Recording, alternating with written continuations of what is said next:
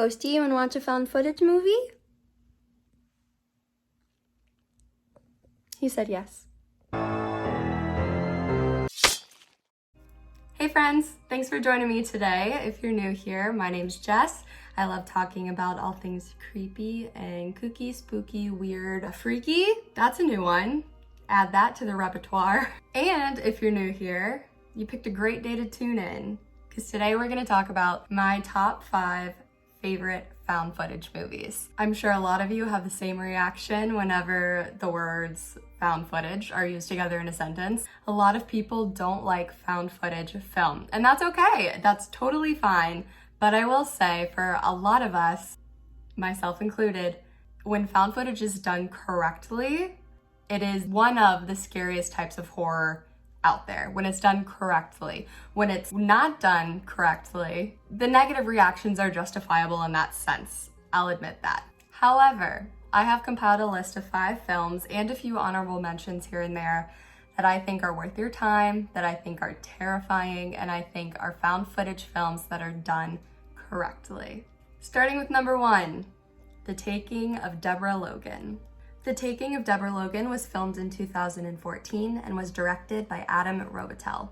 What starts as a medical documentary about Deborah Logan's descent into Alzheimer's and her daughter's struggles as caregiver degenerates into a maddening portrayal of the disease at its most frightening. As hair-raising events begin to plague the family and crew, an unspeakable malevolence threatens to tear the very fabric of sanity from them all.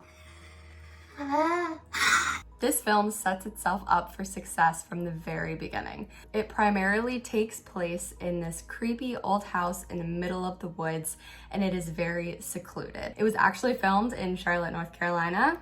704, baby. Stop it. Get some help.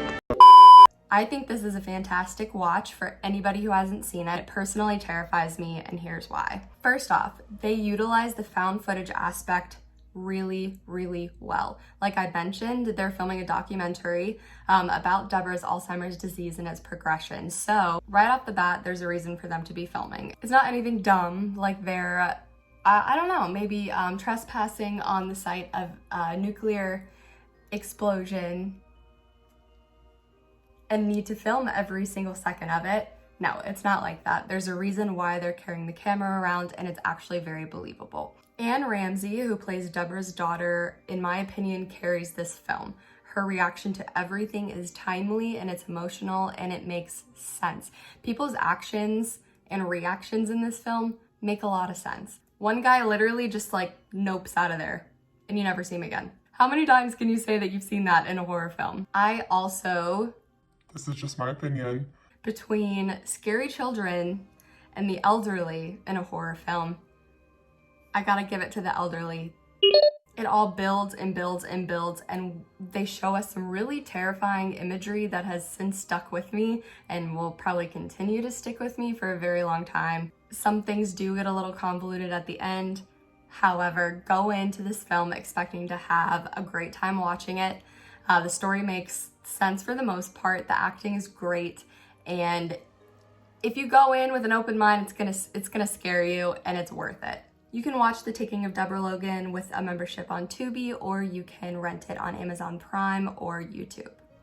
The second film I want to discuss, well, films, you'll see what I mean. VHS. VHS was filmed in 2012 and is an American anthology horror film created by Bad Miska and Bloody Disgusting. This movie is a compilation of short anthology films that are each created by a different director, which I think is really unique. So basically the premise of this film is that a group of misfits are hired by an unknown third party to burglarize a desolate house in the countryside and acquire a rare tape. Upon searching the house, the guys are confronted with a dead body, a hub of old televisions, and an endless supply of cryptic footage, each video stranger than the last. So basically these guys go into this house and come across this mass collection of videotapes, and each film is linked with the concept of found footage. I am pretty positive that I'm not in the minority when I say watching VHS for the first time was a turning point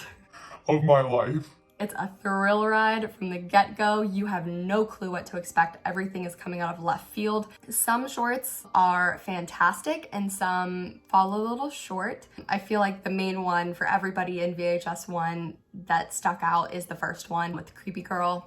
You know exactly what I'm talking about. I think these films are the most fun when they're watched with a group of people that you know will appreciate them, that will have a great time watching them together. Please don't go into this film expecting a masterpiece of horror, something that you can sit there and analyze for days and days after. It's not a film like that. It will stick in your head for days and days after because it's so scary, I'll tell you that.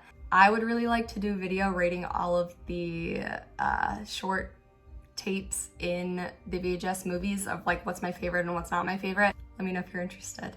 You can watch VHS on Sling TV with a membership. If not, they're available for rent on Prime Video and on YouTube. Number 3, Hellhouse LLC. Hellhouse LLC came out in 2015 and was directed by Stephen Cognetti. This film, shot as a documentary, follows a group of Halloween haunted house creators as they prepare for the 2009 opening of their haunted attraction, Hellhouse. If you've been following horror for a long time, you're gonna know this movie. If not, please don't judge it off of its poster. It is totally one of those movies where you look at the poster and you're like, oh yeah, this is gonna be bad. But that's not the case at all. And while this is a low budget film, it absolutely makes up for this by being downright creepy. We follow a group of friends led by Lance, the typical douche canoe. He takes his girlfriend and his friends to the Abaddon Hotel, an abandoned hotel that they're going to set up their haunted attraction in. I think the premise of this film is very original and each performance is realistic. Even though the acting is not the best, we're all not great actors in real life. I feel like that's an aspect of found footage that people need to understand a little bit more. You're trying to pretend that these are real people. Real people aren't good actors. Are you kidding? We're all awkward as hell.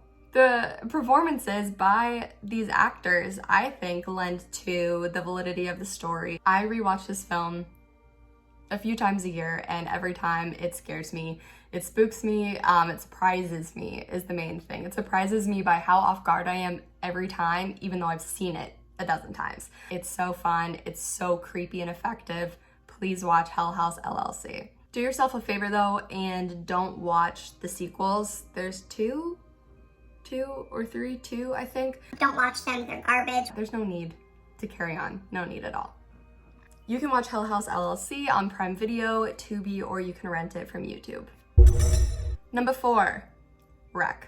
Wreck came out in 2007 and is a Spanish found footage horror film, co-written and directed by Jaime Balaguero and Paco Plaza. This film follows a reporter and her cameraman as they accompany a group of firefighters on an emergency call to an apartment building. The situation quickly escalates after an infection begins spreading inside, with the building being sealed up and all occupants ordered to follow a strict quarantine. Wreck is widely regarded as being one of the best found footage films, if not the best found footage films of all time. This film will quite literally scare the shit out of you. It's one of the scariest things I've ever seen. And I've seen a lot. Like I mentioned, this is a Spanish film, so there are subtitles, and it's a great thing that we all appreciate film whether or not it's in our native language. The really cool thing about this movie is that the actors were given a very, very bare bones limited script. The writers only included necessary plot points that the actors needed to get across. Other than that, there was nothing. So a lot of the scares that the directors implemented in this film, you see the actors' genuine and real reactions. And I think if this film did not have that aspect, it would not be as effective, because some of these sequences are horrifying. If you're into something that's a little bit more relevant, please watch Wreck. Everything about this film is pretty perfect, honestly. It's weird saying that, but I don't know what I would change about this film, and I couldn't recommend it more. I feel like I have to put this little disclaimer in here. This film was remade, ripped off, in the United States in 2008 under the name Quarantine. I feel like especially in the US that one might be a little bit more popular, but it is nothing compared to Wreck. If you want to have a great time, if you want to be scared shitless, watch it and thank me later. You can watch Rec if you have a Crackle TV membership. If not, you can rent it on Amazon Prime Video or on YouTube. Right now, I have 3 quick honorable mentions that I just wanted to include. I feel like if you're anything like myself, I tend to run through lists like these really quickly and want to jump to something else of the same genre. So my first recommendation, the OG, the found footage daddy, Blair Witch. If you haven't heard of it, here's a brief synopsis. It is a fictional story of 3 student filmmakers who hiked the Black Hills near Burkittsville, Maryland, to film a documentary about a local legend known as the Blair Witch. The 3 disappear, but their equipment and footage are discovered a year later. Speaks for itself. Watch it. My second honorable mention is The Visit by M. Night Shyamalan. The film centers around 2 young siblings, teenage Becca and her preteen younger brother Tyler, who live with their single mother, who had left home 15 years ago and is estranged from her parents. After finding their grandchildren online and wanting to meet them, the grandparents invite them to spend a week at their farmhouse. This film is so fun. It's such a good time. It incorporates humor into the horrifying aspects, and it really goes over well. I feel like a lot of movies that try to do this doesn't come over well. My generation specifically, you remembered watching the trailer for this movie and all you remember is like the grandma in the oven scene. Would you mind getting inside the oven to clean it? My last honorable mention is Creep. Creep came out in 2014 and is a psychological horror film directed by Patrick Brice and co-written by Mark Duplass, who both star in the film. Brice plays a young videographer who answers an online ad for a one-day job in a remote town to record the last messages of a dying man, portrayed by Duplass. I love this film. Again, it mixes horror and dark comedy expertly. This film is so well written. Duplass is fantastic as the lead in this movie. Another reason why I like this so much is because I get secondhand embarrassment really easily. I felt so uncomfortable, and that's what they wanted you to feel. I couldn't recommend it more. That's all of my honorable mentions for found footage. Let's move on to the last film on this list, As Above, So Below. As Above, So Below came out in 2014 and was written and directed by John Eric Dowdle. When a team of explorers ventures into the uncharted Paris catacombs, they uncover the dark secret that lies within the city of the dead. A journey into madness and terror, As Above, So Below reaches deep into the human psyche to reveal the personal demons that come back to haunt us all. Listen, for some weird reason, there are people who don't like this film. And I just have one question for you. Why? The visuals this movie gives us are so genuinely upsetting. I feel like that's the best way to put it. It's just upsetting. This was the first ever production to receive permission from the French government to allow filming down into the catacombs. These are the actual catacombs underneath Paris. So all of the skeletons and bones that you're seeing are real and they belong to real people. And I feel like that lends the film so much validity. Do you guys have a movie that you go to bat for every single time someone says literally anything negative about? That's this one for me. Every time I'm with my friends, we could say, oh, hey, you wanna watch a movie? And everyone's just like, yeah, of course. As Above, So Below. It's so rewatchable. I think this is like a movie that I just put on in the background when I need something to listen to. I've seen this movie a dozen times and every time I will literally say, what the fuck is that? Maybe I'm just biased, but this movie is a lot of fun. If you're looking for something that's gonna scare you, it's gonna deliver. You can watch As Above, So Below on Prime Video for free. If not, you can rent it on Apple TV or YouTube. That's all I have for you today, my friends. I hope you enjoyed. Now I wanna go watch one of them. I think I'm gonna rewatch Creep tonight. I appreciate all of your feedback, all of your ideas and comments. It means the world to me. This is so fun for me. I really love having a little side hobby that I get excited about. So thank you for encouraging me and supporting me. And if you liked my content, please subscribe. I would really appreciate it. If you don't want to, that's cool anyways. Hopefully you'll watch my next video. Let me know if you want to see something specific. I'd love to do, like I said, the VHS different tapes. I'd love to do reviews on those. Thanks again, you guys. You rock. Until next time, stay creepy.